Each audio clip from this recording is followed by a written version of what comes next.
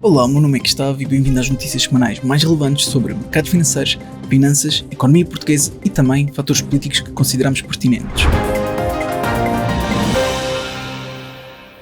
Esta nova série conta com o apoio da Firme24 e por isso quero desde já agradecer à mesma. Começamos com a notícia que causou um grande impacto nos mercados financeiros globalmente e foi o facto da Fed ter cortado as taxas de juros em 0,50%, tendo sido um movimento significativo que foi bem recebido pelos mercados. Com isto, o S&P 500 atingiu um máximo histórico, refletindo o otimismo dos investidores após o corte. Este otimismo não se limitou apenas nas ações, o ouro também atingiu novos máximos, sendo historicamente visto como um refúgio em tempos de volatilidade e incerteza. Além disso, não só o ouro, mas também o Bitcoin, um ativo considerado alternativo e também de reserva de valor, beneficiou do corte das taxas de juros, subindo significativamente e ultrapassando a marca dos $63 mil.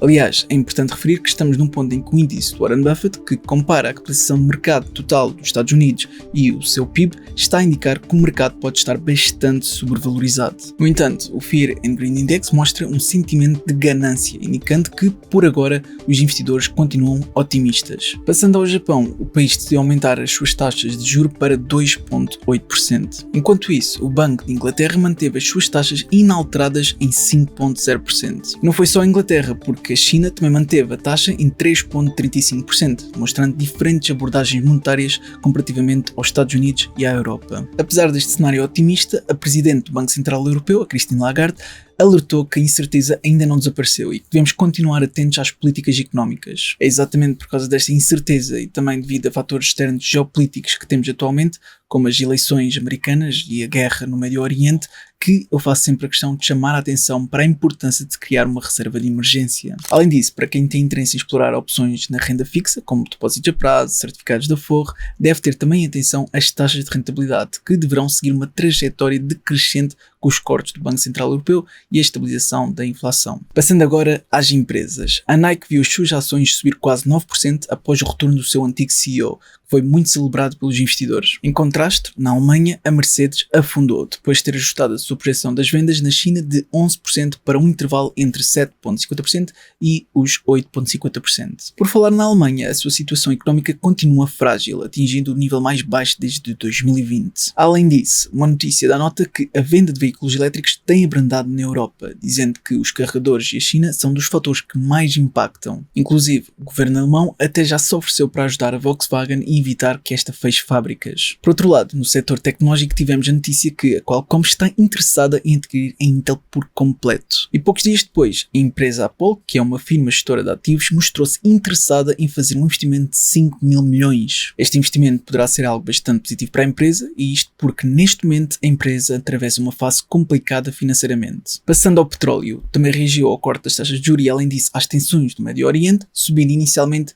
mas terminando a semana em queda. Segundo os analistas, o estímulo económico leva algum tempo a refletir-se no aumento de procura pelo petróleo. Já o café sofreu uma grande subida de preço devido à pressão nos mercados originada pelas secas, cheias e também problemas logísticos. Inclusive, podemos ver neste gráfico, year to date, que o preço do café tem realmente crescido desde o início do ano. Por outro lado, no mundo das vendas online, o setor tem experienciado um grande crescimento, sendo que se espera que cresça mais de 5% em 2025. Por último, em termos de earnings, deixa aqui o destaque para a Nike, que irá lançar os seus resultados no dia 1 de outubro. Em Portugal, o governo reforçou a confiança no programa IRS Jovem, que continua a ser um elemento importante nas políticas de apoio aos jovens. Para além disso, o PS vai propor novas medidas para facilitar o acesso à compra de habitação, com especial foco no financiamento. E na Madeira, o número de novas empresas sediadas na região aumentou 8%, mostrando um aumento da atratividade na região. Passando agora ao mercado imobiliário, o preço das casas aumentou 7,8% entre abril e junho, face ao mesmo período do ano passado. Além disso, foram transacionadas mais de 10,4% de casas, que pode ser explicado pelas recentes medidas de apoio à compra da primeira habitação por parte dos jovens. Enquanto que as casas vendidas aumentaram no geral, as casas vendidas a estrangeiros diminuíram 2,8% no segundo trimestre. E por falar nos apoios aos jovens, os bancos que aderirem à garantia pública anunciada pelo governo terão um limite que podem emprestar. Além disso, são válidos os contratos assinados até 31 de dezembro de 2026 e as garantias terão um prazo de 10 anos. Ainda nas notícias relacionadas com o mercado imobiliário, os juros da habitação tiveram a maior descida desde 2013, refletindo os recentes cortes por parte do Banco Central Europeu. E por último, 11 bancos foram multados no total de 225 milhões de euros depois de terem sido acusados de práticas concertadas no mercado de crédito através da partilha indevida de informação dos seus clientes. Entre estes 11 bancos, está aqui alguns que eu quero destacar, a começar pela Caixa Geral de Depósitos, que terá de pagar 82 milhões de euros, o BCP 60 milhões, Santander 35,6 milhões, o BPI 30 milhões, Montepio 13 milhões e o BBVA 2,5 milhões. Isto serve para nos relembrar que não se deve confiar cegamente nos bancos, que normalmente estão associados a uma ideia de segurança. Além disso, também deixo aqui nota de uma notícia relevante que apareceu no Polígrafo SIC, em que se avaliou se o Estado realmente ficou com 3 milhões de euros de certificados da Forro que não foram reclamados, depois dos seus titulares falecerem. Vamos a outra informação que está a ser veiculada. É verdade que o Estado ficou com 3 milhões de euros em certificados de aforro de pessoas que morreram e não notificou os herdeiros? Esta denúncia quer certificar que o Estado não atua pelo bem das famílias ao captar as poupanças com os certificados de aforro.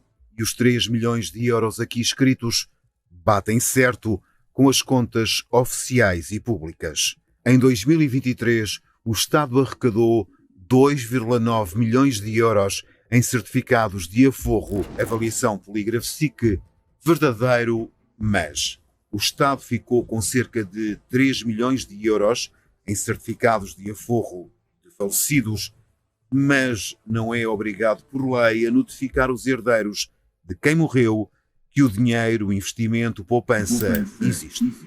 Uau, por não ser obrigado por lei a notificar, então está tudo bem.